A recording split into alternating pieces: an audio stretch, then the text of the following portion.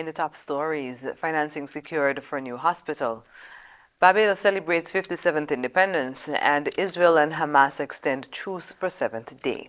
Hello and welcome to the ZIZ Midday Newscast. Today is Thursday, 30th of November 2023. I'm Carla Barrage. We begin with news on the local scene. Funding has been finalized and construction of the new Smart Hospital, which was previously announced by the government, is expected to promptly begin in 2024. This, according to Prime Minister and Minister of Health, Honorable Dr. Terence Drew, who gave an update on plans for the new hospital on Monday. I would like to say that we are partnering with the Republic of China, Taiwan. I spoke to the ambassador just recently, maybe a day or two ago, and we have basically finalized the funding of the hospital. So we expect the hospital to start in 2024. We have been doing a lot of preliminary work in terms of securing the funding, securing the land, and so forth, and therefore we are moving into the next stage where we want to start construction in 2024. The Prime Minister said with the construction of the new Smart Hospital, the Joseph N. Franz General Hospital will still be in operation and designated for specific purposes.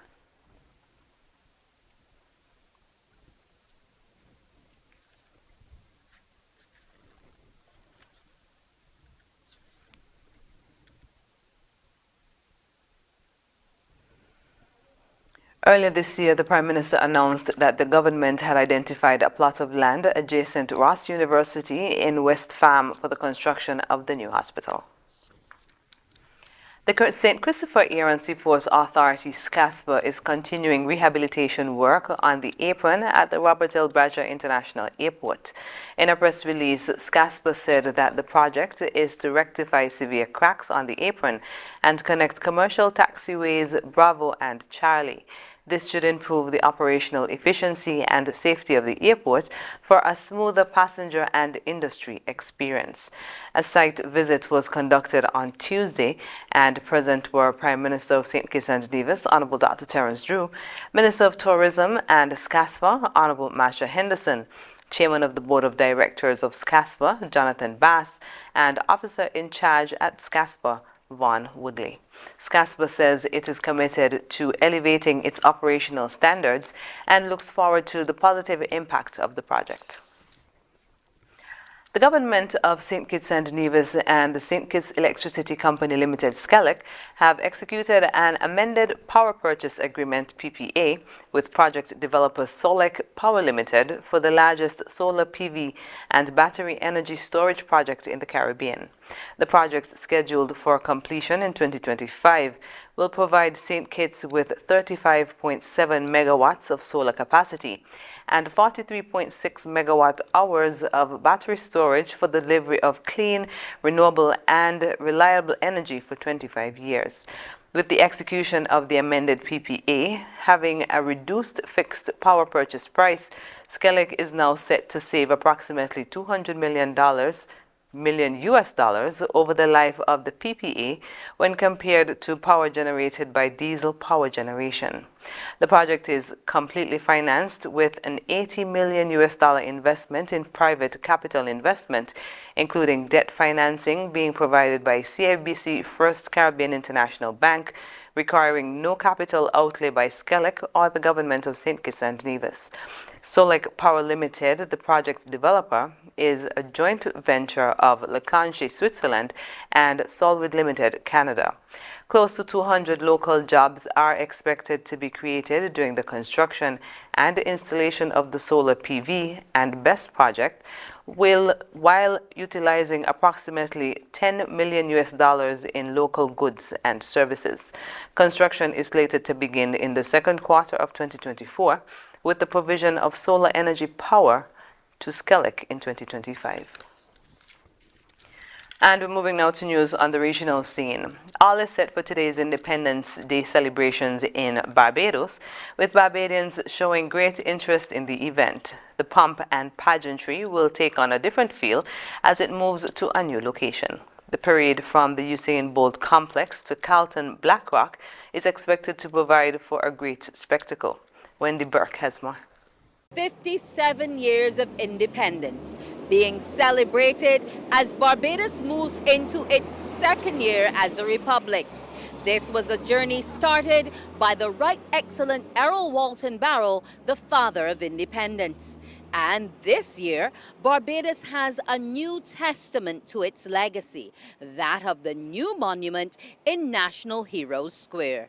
This square usually stands as the culmination point for the parade from Kensington Oval, but not this year. There will be lots of uniformed troops. However, they won't be coming through Bridgetown as usual. No, it will be the Usain Bolt Sports Complex, followed down to the Carlton Open Car Park. However, those troops, along with all of our foreparents, are the ones who have inspired, exalted, and made us free. The troops went through their paces all week long to ensure that there's precision in the movements. The mounted troops will be there, and also the fire service, prison service, government security guards, and youth advance corps, to mention a few. A number of honors will be presented to citizens, and the pinning of the leadership badges will again be done. The tickets for the event received great public responses, with individuals being very specific about their park and ride locations since the 24th, with Massey Car Park Warrens being the most heavily demanded. However, Queen's College was the first to reach full capacity. The others at Cube Blue on Harbour Road, Dome Mall, and Price Mart still have limited space. For those with tickets not using the park and ride, shuttles are available from Golden Square beginning at 6:15 a.m. Officials expect that after today's upsurge in interest, all tickets would be taken. However, in the interest of having an efficient shuttle service, all ticket holders are asked to use their designated locations. 57 of St. Lucia, Philip J. Pierre, is set to champion the Caribbean's concerns of climate change at the COP28 summit in Dubai. He is CARICOM's lead head on climate change concerns in the region. Here's more. The UN Climate Change Conferences, also known as COPs, annually serve as the primary global platform for multilateral decision-making on climate change. With nearly universal participation from countries worldwide, COPs foster collaboration to formulate strategies for addressing the climate crisis. Prime Minister Honorable Philip J. Pierre is scheduled to participate in COP28, set to take place from November 30th to December 12th. Developed countries have an issue. The issue of developed countries is we are those who emit the least. We are the ones who cause the least issues as far as climate change is concerned. But we pay the most. We pay the higher price. The international community had pledged $1.5 billion to allow $1 billion, to allow the temperature not to increase by more than 1.5 degrees centigrade. During a recent pre-CAB meeting, the Prime Minister, acting as the spokesperson for climate change within CARICOM, expressed his readiness to engage with the larger international community. His goal is to convey the concerns of smaller islands in the Caribbean regarding the critical issue of climate change. The national community has not met these requirements. They've not met it. So I am the spokesman for climate change with CARICOM. I'll be making that point. I'll be making that point when I speak at the summit. And we're very concerned that the international community is not meeting its obligation. Very concerned. Elaborating further, the Prime Minister highlighted that his attendance at the summit is fueled by the hope that more developed nations will acknowledge and address the challenges faced by the small developing states in the Caribbean. Most of our debt has come on because we have to rebuild after hurricanes, after disasters, after storms, after rain events. We have to rebuild our country.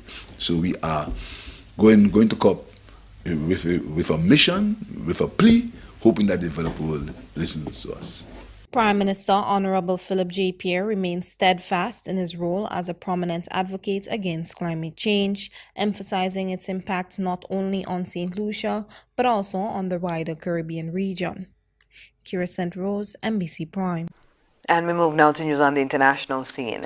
Minutes before the end of a 6-day truce, Israel and Hamas agreed to stop fighting for at least one more day. Israel said it would continue the ceasefire as mediators seek to release more hostages held in Gaza in exchange for Palestinian prisoners. Israel and Hamas have agreed to stop fighting for at least one more day. That decision came Thursday morning, just minutes before the end of a 6-day truce. In a statement, Israel's military said it would continue the ceasefire as mediators seek the release of more hostages held in Gaza in exchange for Palestinian prisoners. Hamas said in a statement the truce would continue for a 7th day. Hours before the announcement, Palestinians in Ramallah celebrated as Israel released 30 Palestinian prisoners from jails in exchange for Hamas releasing 16 Israeli hostages. Among the Palestinians who were released Wednesday was activist Ahed Tamimi, who gained fame for slapping an Israeli soldier when she was a teenager. She was arrested earlier this month on suspicion of inciting violence.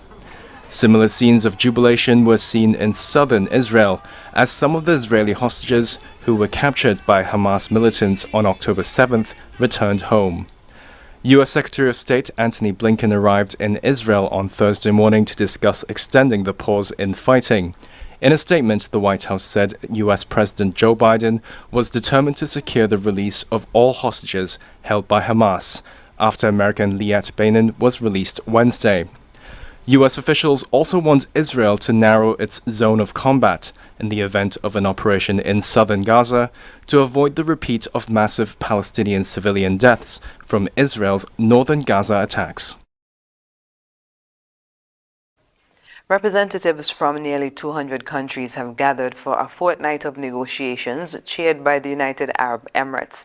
News has the latest. Gives me great pleasure. Sami Shukri, the president of last year's United Nations Climate Change Conference, announcing the opening of COP28 in Dubai, where UN Secretary-General Antonio Guterres is expected to deliver an urgent appeal. In an interview with AFP, Guterres said the time for slowing down is over. The only thing that is still lacking is political will. And, this is why the COP is important, to make people understand that we are really moving in a very wrong direction still.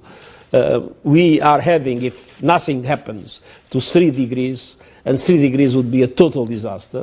Earlier this week, Guterres joined the annual UN and African Union conference in New York. He stressed the two bodies must work together on African-led solutions for African problems. For that, for instance, we need to have a massive support to Africa. There is an absurdity. Africa has 60% of the solar capacity, and Africa has 2% of solar investment. So we need to create a global solar alliance for Africa. Back in the Arab Emirate, activists gathered in support of vegan food policies.